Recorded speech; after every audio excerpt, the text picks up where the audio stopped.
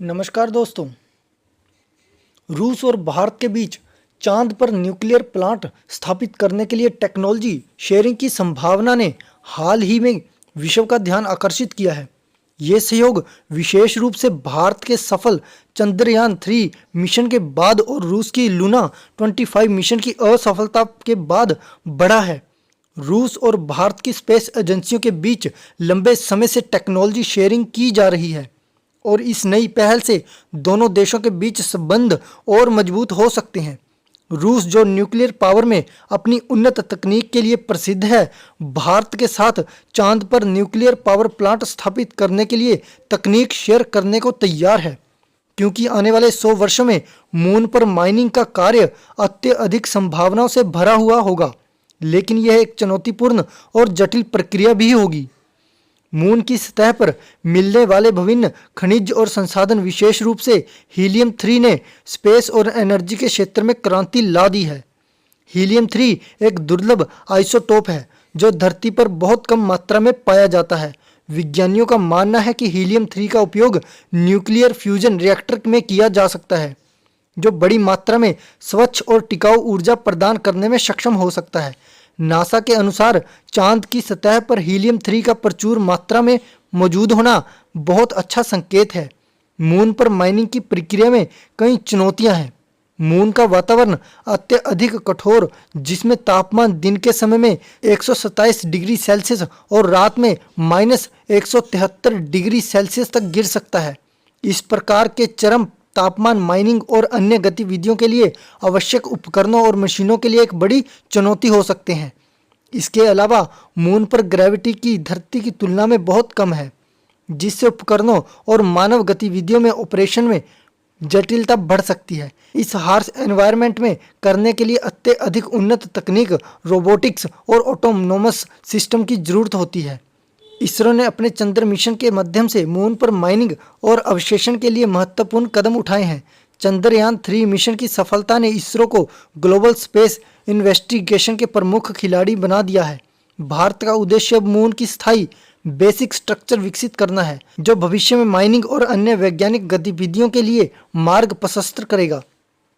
इसरो आने वाले वर्षों में मून पर रोबोटिक मिशन, माइनिंग मशीनों के विकास और स्थायी मानव बस्तियों की स्थापना के लिए शोध और विकास पर ध्यान केंद्रित कर रहा है। भारत और रूस मिलकर चांद पर छोटे आकार के न्यूक्लियर रिएक्टर विकसित करना चाहते हैं, जिसके लिए रूस ने मंजूरी दे दी है।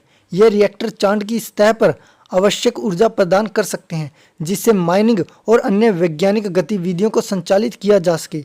रूस की उन्नत न्यूक्लियर तकनीक और भारत की स्पेस इन्वेस्टिगेशन में बढ़ती कैपेबिलिटी मिलकर चांद पर महत्वपूर्ण न्यूक्लियर पावर प्लांट स्थापित कर सकती हैं।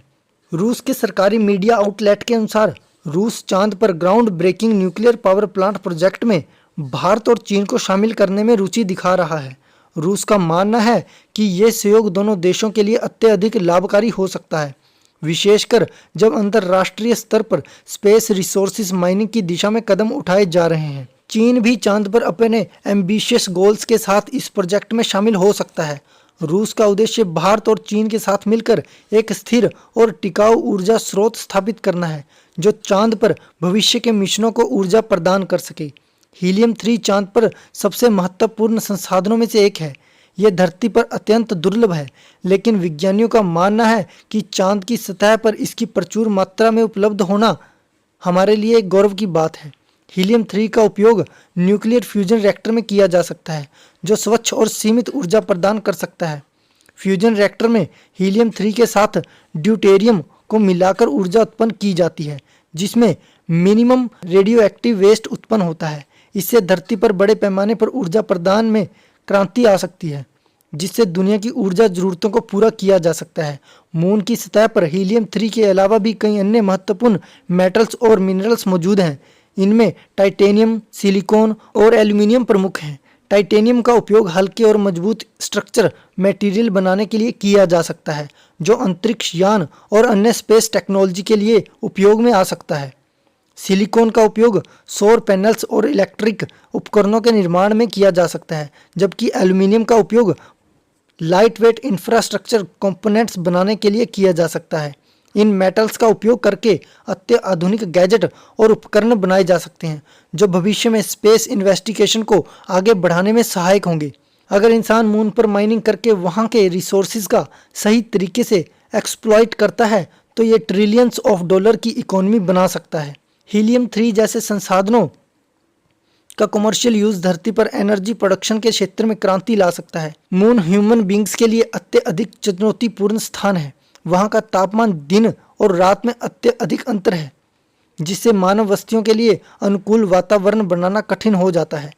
इस हार्श एनवायरनमेंट में न्यूक्लियर पावर सबसे अच्छा ऊर्जा स्रोत साबित हो सकता है क्योंकि यह स्थिर और निरंतर ऊर्जा प्रदान कर सकता है जो माइनिंग और अन्य गतिविधियों के लिए आवश्यक है। रूस ने भारत को चांद पर न्यूक्लियर पावर प्लांट स्थापित करने के लिए तकनीकी सहयोग का प्रस्ताव दिया है। इस प्रकार के सहयोग से अंतर्राष्ट्रीय जियोपॉलिटिक्स में भी नए समीकरण उभर सकते हैं। अगर भारत और रूस चांद पर न्यूक्लियर पावर प्लांट स्थापित करने में सफल होते हैं तो यह अमेरिका और चीन के लिए चिंता का विषय बन सकता है। अमेरिका जो पहले से ही चांद पर अपने एम्बिशियस गोल्स के साथ आगे बढ़ रहा है, इस प्रकार के विषय को लेकर भारत के साथ अपने संबंधों को और मजबूत कर सकता है। अमेरिका भारत को अपने स्पेस टेक्नोलॉजी और मून मिशन में सहयोग देने के लिए वेरियस प्रपोजल दे सकता है। और आप सभी का क्या मानना है अपने कीमती विचार कमेंट्स में जरूर बताना और इस चैनल को लाइक शेयर और सब्सक्राइब करना मत भूलना।